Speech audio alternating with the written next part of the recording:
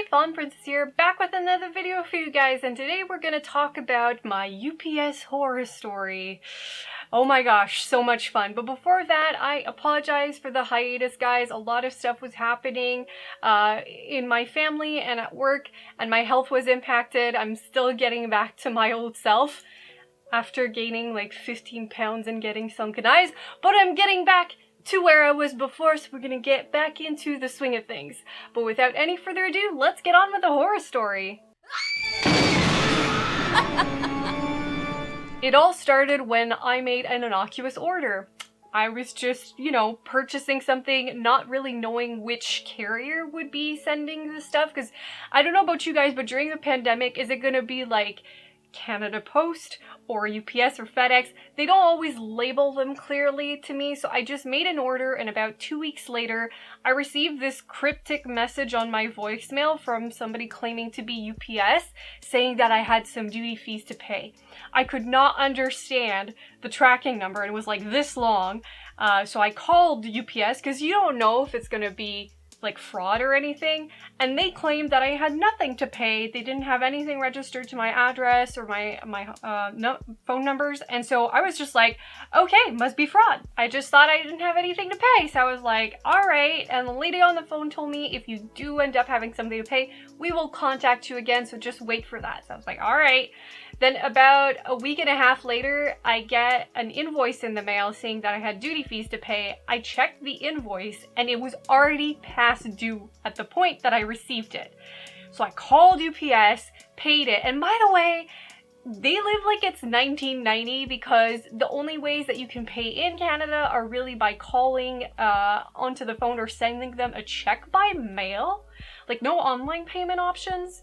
So anyways, I call, I pay, they say, oh, it shouldn't be any problems, we'll just check, that, it's on the way to you and blah, blah, blah. So then I don't think anything of it. And usually when you pay, right the next day, UPS brings you the package. So it's about 4 days later at this point. 4 days later, and I still haven't received it. So I call them again. And then the guy at the other end of the phone said, yeah, the day at which you paid it and you got that invoice, we had already considered your package to be abandoned. So now it's in a warehouse with a bunch of other packages. We are not even sure we'll be able to find it. Like, I'll put a note on the file so that we search for it, but it's no guarantee, and you need to contact your vendor so that they contact us so that we can pull the package for you. So now I have to contact the store, get them to contact UPS, and UPS still isn't able to really say whether or not they'll be able to find my package. And it was about 100 and 150 Canadian dollars worth, so still something that I, kind of wanted.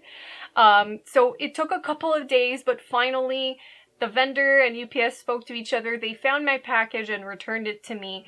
The package looked like it went through the wood chipper. Like, it was completely in disarray. Thankfully, the contents were okay. But this has been such an insulting experience, because essentially I just wanted my package. I paid for it. They didn't communicate with me. I tried to call the contact center several times. They didn't know I had something to pay on my address, because I tried when I received that voicemail and got no answer. And also, who leaves voicemails, saying, oh, you owe us money? Like, 95% of the times it is fraud, let's be honest. So, I just wanted to get my package, and then the guy that took my payment didn't say anything, took my money, didn't say that they wouldn't be able to deliver it, and then they were like, oh, shocked Pikachu face, you should have known all that. We already considered that we did 4 delivery attempts, because on the day that my guy was handling the package, he checked and you hadn't paid. I had not received the invoice yet. They did not contact me, so their 4 delivery attempts were just looking at paperwork without contacting the client. It has been an abysmal experience, and I sure do hope that others don't have to go through this, because I have a job. I have other things to do than to contact UPS like 5 times, asking for information and just trying to get my package that I paid for. And the duty fees were like 25% of the package value. It was ridiculous, but I paid it. I just wanted to get my package. I hope that you guys don't have to go through this type of traumatic experience. Anyways, to me, it was a traumatic experience. I really prefer when packages are shipped via Canada Post, because I don't end up with those crazy super expensive fees, and I don't have to encounter that abysmal client experience when I receive the packages.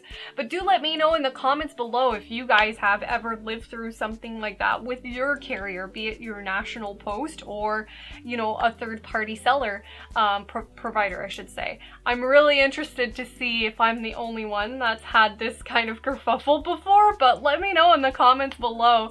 Oh, and if you'd like to follow me on Instagram or Facebook at Elizabeth Fallen, please feel free to do so, though with COVID, that's been kind of dead because I'm just trying to get back into the swing of things, but now I got my first shot and hopefully they're going to call me so that I get my second shot before September, and I will get to have a social life again and to dress up and to go out and to have a life. I am coming back alive, guys. And if you want to follow the Baby Bat family on Patreon, please feel free to do so as well. And I hope that you will have an amazing day and that you are safe, getting vaccinated, getting out there, and starting to have your life again as you feel comfortable doing so. So take care, guys, and we will talk soon, okay? Bye.